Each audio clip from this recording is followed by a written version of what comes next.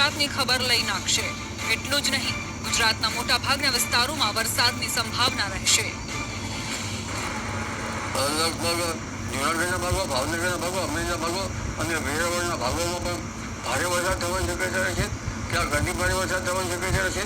પશ્ચિમ સૌરાષ્ટ્રના ભાગોમાં પણ અતિ ભારે વરસાદ થવાની શક્યતા રહેશે।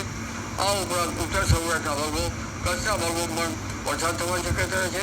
ક્યાંક ભારે વરસાદ ખાબકી શકે છે। આ ઉપરાંત વડોદરાના ભાગોમાં પણ વરસાદ થવાની શક્યતા રહેશે। ક્યાંક ભારે વરસાદ ખાબકી શકે છે। અમદાવાદ, ગાંધીનગરમાં વરસાદ થવાની શક્યતા રહેશે। મહેસાણા, બનાસકાંઠા, પાલનપુર, આ ઉપરાંત પંચમહાલ, મહીસાગર અને લગભગ ઉત્તર ગુજરાતના અન્ય ભાગોમાં વરસાદ થવાની શક્યતા છે। કપડવંજ, આણંદ, વડોદરા, નડિયાદ ઉપરાંત ખંભાત, તારાપુર વગેરે ભાગોમાં વરસાદ થવાની શક્યતા છે। અને આ વરસાદ જે છે એ દક્ષિણ ગુજરાતમાં ઘણી વખત ખબર લઈ નાખે તેવો પણ વરસાદ થવાની શક્યતા છે।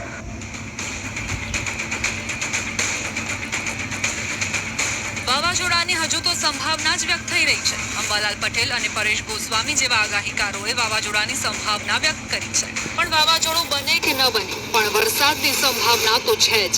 પરેશ ગોસ્વામી રાજ્યમાં 22 કે 23 મે થી 31 મે સુધી વરસાદની સંભાવના વ્યક્ત કરી રહ્યા છે। કદાચ સાયક્લોન બને તો પણ અને કદાચ સાયક્લોન ન બને તો પણ ગુજરાતની અંદર મે મહિનાના છેલ્લા અઠવાડિયાની અંદર વરસાદની શક્યતાઓ છે। અને જ્યારે પણ મે મહિનાના પ્રથમ સેશનની અંદર એટલે કે 3 થી 10 મે વચ્ચે જે અતિ ભારે માવઠાના વરસાદો આવ્યા ત્યારે પણ આપણે જણાવ્યું હતું કે મે મહિનાની અંદર 22, 23 તારીખ કે 24 તારીખથી પ્રી મોન્સૂન એક્ટિવિટી થવા જઈ રહી છે। એટલે પ્રી મોન્સૂન એક્ટિવિટીના ભાગરૂપે 22, 23 કે 24 તારીખથી ગુજરાતની અંદર વરસાદની શક્યતાઓ છે।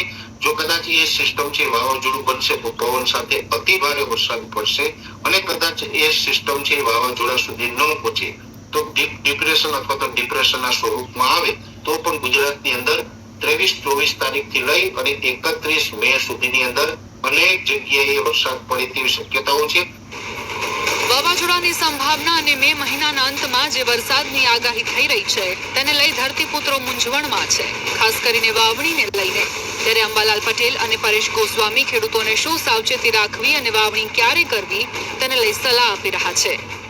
મહત્વનું એ પણ છે કે પહેલા અઠવાડિયામાં મે મહિનાના પ્રથમ અઠવાડિયામાં ઘણી જગ્યાએ વરસાદો પડ્યા છે। જમીનમાં પુષ્કળ પ્રમાણમાં ભેજ છે, એને કારણે બની શકે કે હવે ઓછા વરસાદો હોય 1-1.5 ઇંચ સુધીના વરસાદો પડે તો પણ વાવણી લાયક વરસાદ થઈ જાય, જમીન પૂરી પલળી જાય છે અને એને વાવેતર યોગ્ય વરસાદ પણ ગણી શકાય। એટલે વાવેતર પણ આની અંદર થઈ શકે છે। એટલે ખાસ હવે તૈયારી રાખવાની છે। 22 તારીખ સુધીમાં ગુજરાતના ખેડૂતોએ તમામ કામ છે એ આટોપી લેવાના, સાચવી લેવાના। પરંતુ જો બિયારણ કોળામાં વાવી દેવામાં આવે તો આ બિયારણ ઢબળી જતું હોય છે અને જ્યારે વાવાઝોડાની અસર સમાપ્ત થઈ જાય ત્યારે ખાસ તો એ ધ્યાન રાખવું પડશે કે વરફ થઈ વાવવું સારું, પરંતુ તે પહેલાં લગભગ વીજળીના તાપલા પડી જવાની શક્યતા રહેતી હોય છે, ઝાડો પડી જવાની શક્યતા રહેતી હોય છે અને આ બધી જે બાબતો છે એ સરકાર તો એના પગલાં લે છે, પરંતુ વાડામાં પડેલા ઢોળે માલધારીઓ પણ ધ્યાન રાખવું પડશે। કારણ કે ઘણી વખત નાના ઘેટા બકરા જેવા છે એ લગભગ સ્થિર રહી શકતા નથી અને ખંગોલાઈ જતા હોય છે। હવામાન વિભાગે હજુ વાવાઝોડાને લઈ કોઈ પુષ્ટિ નથી આપી, પણ અંબાલાલની આગાહી છે કે વાવાઝોડું ઓમાન તરફ ફંટાવવાની સંભાવના ઓછી છે। આ વાવાઝોડું લેન્ડફોલ જો થાય તો કઈ તરફ થઈ શકે તેને લઈ સાંભળો અંબાલાલ શું કહી રહ્યા છે। સંભાવના તો જ્યારે વાવાઝોડું ફોર્મ થાય ત્યારે જ થઈ શકે। ક્યારેક પશ્ચિમ ઘાટ ઉપર લેન્ડફોલ થવાની શક્યતા રહે, મુંબઈ અથવા મુંબઈના નીચેના ભાગો તરફ ક્યારેક લેન્ડફોલ થઈ શકે। એટલે આ વાવાઝોડું જે છે એ ફોર્મ થઈ અને ઓમાનના માર્ગ તરફ જવાની શક્યતા હતી તે લગભગ હવે ઘટી ગઈ છે અને કદાચ મુંબઈના આજુબાજુમાં લેન્ડફોલ થઈ શકે, પણ તે પૂર્વે તો આ વાવાઝોડાની ભયાનકતા વધારે છે અને ભયસૂચક સિગ્નલો પણ લાગી જશે। એક તરફ ચોમાસાના આગમનની ગણતરીઓ ગણાઈ રહી છે। કેરળ તટે ચોમાસું હવે પહોંચવાની તૈયારીમાં છે, ત્યારે આ વાવાઝોડાના કારણે ચોમાસાને શું અસર થઈ શકે છે કે નહીં તે વિશે સાંભળો શું કહી રહ્યા છે અંબાલાલ પટેલ। અને અન્ય બાજુ મોન્સૂનની કમિંગની અસર જોઈએ તો આપણે લગભગ શ્રીલંકાના ભાગો પછી 22-23 તારીખમાં ચોમાસું આગળ વધવાની શક્યતા જણાય છે, પરંતુ કદાચ વાવાઝોડાના કારણે આ ગતિ સ્થગિત ના થઈ જાય તે જોવું રહ્યું. ઘણી વખત ચોમાસું એના માર્ગમાંથી આપતું હોય છે અને કોઈ બીજું પરિબળ થઈ જાય તો ત્યાંની ગતિવિધિ અટકી પણ જતી હોય છે. ચોમાસા પહેલા મોસમની હલચલ તેજ થઈ ગઈ છે. વાવાઝોડું આવે કે ન આવે, પણ તે નક્કી છે કે વરસાદ તો આવશે જ. એટલે મે મહિનાની શરૂઆતમાં માવઠાએ રાજ્યને ઘમરોડ્યું તો મે મહિનાના અંતમાં પ્રી મોન્સૂન એક્ટિવિટી રાજ્યને ઘમરોડશે. એટલે ફરી એકવાર સાવધાન રહેવાની જરૂર છે.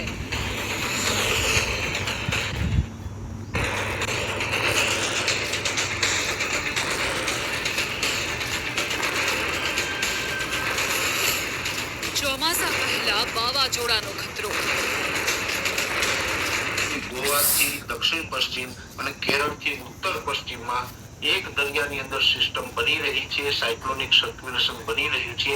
આ સાયક્લોનિક સર્ક્યુલેશન છે એને અત્યારે અમે સતત એના ઉપર નજર રાખશું, કેમ કે આગળના દિવસની અંદર સાયક્લોન સ્ટ્રોંગ બને તેવી શક્યતાઓ આની અંદર છે. અંબાલાલે પણ વાવાઝોડાની વ્યક્ત કરી સંભાવના. મુંબઈ અને ગોવા વચ્ચે એક સિસ્ટમ બની રહી છે. તારીખ 22મી આ સિસ્ટમને કંઈક અસર જરા છે અને તારીખ 24થી 28માં આ સિસ્ટમ વધારે મજબૂત બનશે અને ધીરે ધીરે આ સિસ્ટમ તારીખ 23-24ની આસપાસમાં વાવાઝોડામાં પરિવર્તિત થશે.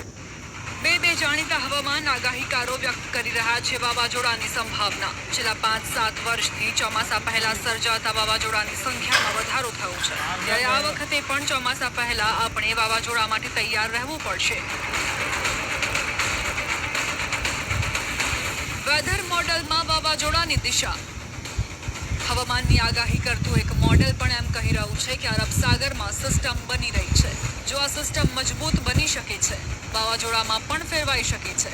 માટે ચોમાસાની રાહ જોતા ભૂમિપુત્રોના શ્વાસ થઈ ગયા છે અદ્ધર. જાણીતા હવામાન આગાહીકાર અંબાલાલે પણ વાવાઝોડાની પૂરી સંભાવના વ્યક્ત કરી છે, જેની અસર ગુજરાત. લગભગ પવનની ગતિ આ વખતે વાવાઝોડાની ક્યારેક 100 કિલોમીટર થઈ શકવાની શક્યતા છે, ક્યારેક 100 કિલોમીટર ઉપર, ક્યારેક 200 કિલોમીટર પછી તો જઈ શકે, પરંતુ દરિયો જાણે વલો વાતો હોય તેવું જણાય છે. ઊંચા મોજા ઉછળ છે, દરિયા ખેડૂત સાવધ રહેવાની જરૂર છે અને આ ચક્રવાતની અસરો ધીરે ધીરે દક્ષિણ ગુજરાતમાં આગળ વધતી જશે અને દક્ષિણ ગુજરાતમાં ભારે ગાજવીજ, આંધી અને વંટોળ સાથે વરસાદ થવાની શક્યતા રહે છે. કેટલાક ભાગમાં ભારે વરસાદ થવાની શક્યતા રહે છે, કેટલાક ભાગમાં જળબંબાકારની સ્થિતિ રહે છે, કેટલીક નાની નદીઓમાં સામાન્ય પૂર આવવાની શક્યતા રહે છે. ત્યારબાદ આ જે વરસાદ જે છે એ ગુજરાતને પણ ધમરોળશે. જો વાવાઝોડું ત્રાટકે તો ચોમાસા પહેલા ચોમાસું આવી ગયું હોય તેવો અનુભવ કરાવશે. અંબાલાલ પટેલની આગાહી મુજબ વાવાઝોડું જો બન્યું તો દક્ષિણ ગુજરાતની ખબર લઈ નાખશે. એટલું જ નહીં, ગુજરાતના મોટા ભાગના વિસ્તારોમાં વરસાદની સંભાવના રહેશે. લગભગ જૂનાગઢના ભાગો, ભાવનગરના ભાગો, અમરેલીના ભાગો અને વેરાવળના ભાગોમાં પણ ભારે વરસાદ થવાની શક્યતા રહે છે. ત્યાં અતિ ભારે વરસાદ થવાની શક્યતા રહે છે. પશ્ચિમ સૌરાષ્ટ્રના ભાગોમાં પણ અતિ ભારે વરસાદ થવાની શક્યતા રહે છે. આ ઉપરાંત ઉત્તર સૌરાષ્ટ્રના ભાગો, કચ્છના ભાગોમાં પણ વરસાદ થવાની શક્યતા રહે છે. ત્યાં ભારે વરસાદ ખાબકી શકે છે. આ ઉપરાંત વડોદરાના ભાગોમાં પણ વરસાદ થવાની શક્યતા રહે છે. ત્યાં ભારે વરસાદ ખાબકી શકે છે. અમદાવાદ, ગાંધીનગરમાં વરસાદ થવાની શક્યતા રહે છે. મહેસાણા, બનાસકાંઠા, પાલનપુર, આ ઉપરાંત પંચમહાલ, મહીસાગર અને લગભગ ઉત્તર ગુજરાતના અન્ય ભાગોમાં વરસાદ થવાની શક્યતા છે. કપડવંજ, આણંદ, વડોદરા, નડિયાદ ઉપરાંત ખંભાત, તારાપુર વગેરે ભાગોમાં વરસાદ થવાની શક્યતા છે. અને આ વરસાદ જે છે એ દક્ષિણ ગુજરાતમાં ઘણી વખત ખબર લઈ નાખે તેવો પણ વરસાદ થવાની શક્યતા છે.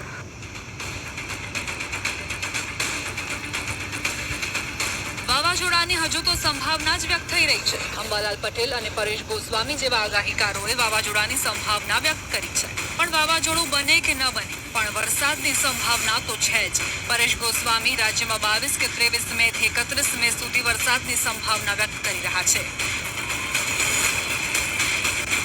કે કદાચ